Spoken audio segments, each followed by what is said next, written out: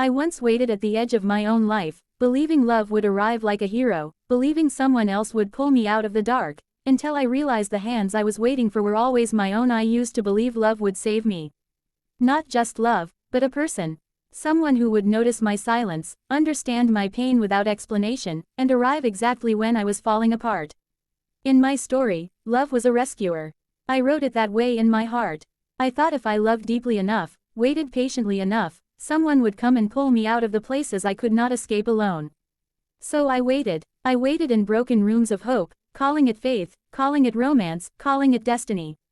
But waiting slowly turned into forgetting myself.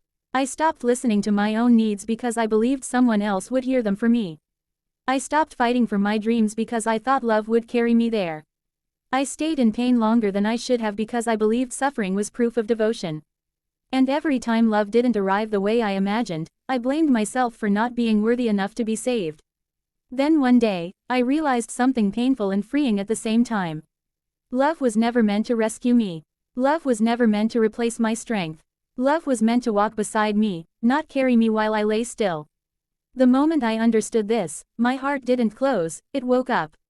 I began choosing myself in small, quiet ways. I learned to sit with my loneliness instead of begging it to leave. I learned to heal without an audience. I learned to hold my own hand on nights when I wished someone else would. And strangely, the more I saved myself, the more love felt lighter, purer, and real. Because real love doesn't arrive to fix you. It arrives to meet you.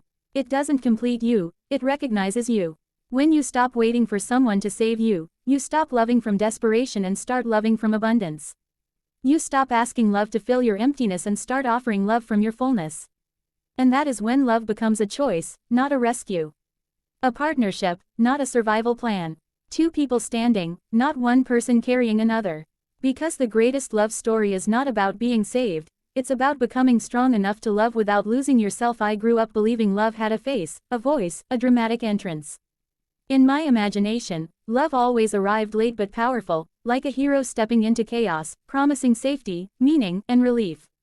I believed that somewhere out there was a person whose presence alone would undo my sadness, whose affection would erase my doubts, whose commitment would finally make me feel whole. This belief felt romantic, almost sacred. It was wrapped in songs, movies, whispered promises, and stories where love always saves the broken one. So I learned to wait. I waited with hope disguised as patience. I waited with pain disguised as loyalty.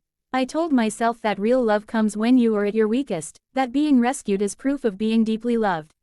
I made my wounds visible, not to heal them, but to be chosen because of them. I believed that if someone truly loved me, they would see my damage and decide to fix it. But this illusion quietly shaped my relationships. I didn't meet people as equals, I met them as answers to my prayers. I didn't fall in love with who they were, I fell in love with what I hoped they would do for me.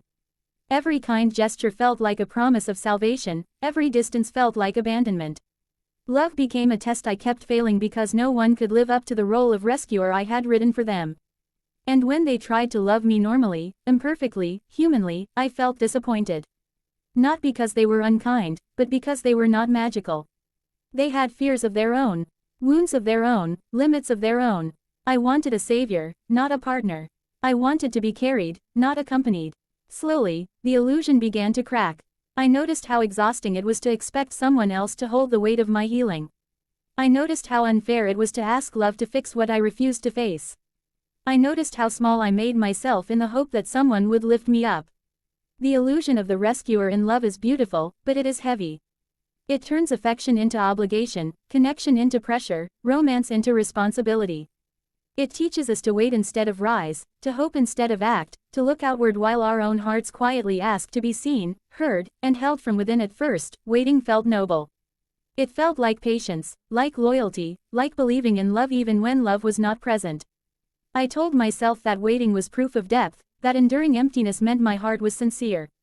I stood still in my own life, watching time pass, convincing myself that the right person would arrive and everything would finally begin. Waiting became my way of loving, even though no one had asked me to pause my becoming. Slowly, waiting stopped being hope and started becoming disappearance. I postponed my happiness for a future version of love that existed only in my imagination. I delayed my healing because I believed healing would happen naturally once someone chose me. I ignored my own needs, telling myself they were temporary, unimportant, something love would one day fix. In trying so hard not to lose love, I began losing myself. I stayed where I was not growing because I thought leaving would mean giving up on love. I accepted silence because I believed patience was more attractive than honesty. I minimized my pain because I feared being too much would push love away. Every time I chose waiting over speaking, hoping over acting, I quietly stepped away from myself. Waiting taught me to shrink. I learned how to soften my voice, slow my desires, and dim my expectations so they would fit into someone else's timing. I became skilled at justifying absence, translating neglect into destiny, and calling uncertainty romantic. I waited for messages, for clarity, for effort, for love to finally feel safe, while my own life asked me why I was standing still. There is a moment when waiting stops being romantic and starts being self-abandonment. It is the moment you betray your own truth to protect the idea of love. It is the moment you silence your intuition because you are afraid of what it might ask you to do. It is the moment you choose potential over reality, promises over presence. When you abandon yourself in the name of love, love does not become stronger. It becomes fragile, dependent on patience instead of connection. Waiting without self-respect teaches your heart that it must earn affection by suffering quietly. And the longer you wait to be chosen, the more you forget that you were already worthy of choosing yourself. For a long time, I believed choosing myself meant losing love. I thought self-respect would make me cold, that boundaries would push people away, that loving myself would somehow leave no room for loving another. In my mind, sacrifice was the language of love, and putting myself first felt like betrayal. So I kept my heart open at the cost of my peace, believing that endurance was proof of devotion. Choosing myself did not begin with confidence, it began with exhaustion. I reached a point where loving others more than myself started to feel like self-harm disguised as romance. My heart was open, but it was unprotected. I gave access without clarity, trust without consistency, patience without reassurance. And each time I felt drained, I blamed my sensitivity instead of the imbalance. The shift happened when I realized that an open heart does not require an unguarded life. I could be kind without being available to disrespect. I could be loving without accepting confusion. I could care deeply and still say no. Choosing myself was not about building walls, it was about building roots. Roots that held me steady no matter who stayed or left. I started listening to the quiet signals I had always ignored. The discomfort I used to dismiss as overthinking began to sound like wisdom. I learned to pause instead of chase, to observe instead of assume, to ask myself how something felt instead of how it might look if it worked out. With every small act of self-honoring, my heart felt less desperate and more present. Choosing yourself does not harden your heart, it clarifies it. When you value your time, your energy, and your emotions, love becomes intentional rather than impulsive. You stop pouring into places that leak and start nurturing connections that can hold what you give. Your love becomes calmer, not weaker. Softer, not smaller. When you choose yourself, you no longer love to be saved or validated. You love to share, to grow, to walk alongside someone without losing your direction. Your heart remains open, but it is no longer starving. It knows how to receive without begging, how to give without disappearing, how to stay gentle while standing firmly in its own worth. I spent years asking love for things I was not giving myself. I asked for reassurance while living in self-doubt. I asked for consistency while abandoning my own needs. I asked to be understood while ignoring my own feelings. Love, in my mind, was something external, something that arrived from another person, carrying everything I felt was missing inside me. I wanted someone to speak gently to me because I was harsh with myself. I wanted someone to stay because I was always on the edge of leaving my own life. I wanted someone to choose me every day because I did not know how to choose myself even once. Without realizing it, I was asking love to compensate for my absence from my own heart. Becoming the love I kept asking for did not happen overnight. It began in small, uncomfortable moments. Moments where I sat with my emotions instead of distracting myself. Moments where I rested without guilt. Moments where I stopped proving my worth through sacrifice and started honoring it through care. Each small act felt unfamiliar, almost selfish, because I had been taught that love is something you give away, not something you practice within. I learned to speak to myself with the same patience I wanted from others. I learned to keep promises to myself, even the simple ones. I learned to protect my energy instead of explaining my pain.